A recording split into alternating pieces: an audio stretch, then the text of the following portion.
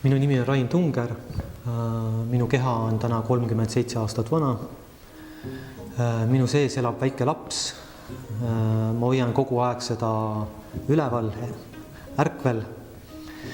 Ja et ei kaoks elust mängulisus. Ma olen hingelt praktik ja muusik.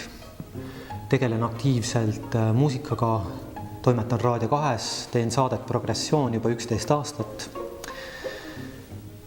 Lisaks sellele ma esinen erinevatel üritustel nagu ekstaatiline tants. Elukutsena on minu üks väljund veel teeninduse kujundamine erinevates restoranides nagu Rataskaevu 16, Väike Rataskaevu Pegasus.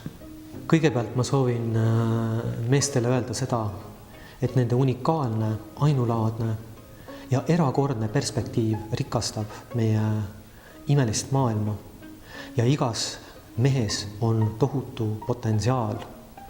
Ja ma ei mõtle potentsiaal midagi otseselt saavutada, vaid potentsiaal saavutada iseendas tohutu tugevus.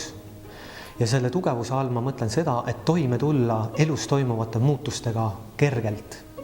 Et kaotada ära hirm homse ees. Et kogeda maailma palju mahlasemalt, saada sealt palju rohkem kätte. Ja selleks on vaja kasvatada meie tundlikkust. Ja ma räägingi sellest, kuidas ma püüan oma tundlikkust igas aspektis kasvatada.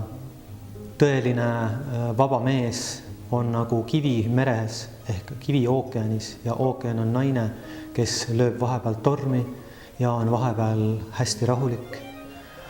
Ja mees peaks justkui jääma selle keskele rahulikuks, vaatlejaks ja kaljukindlaks. Ja kui ta suudab seda teha, siis naine tunneb tema kõrval ennast turvaliselt.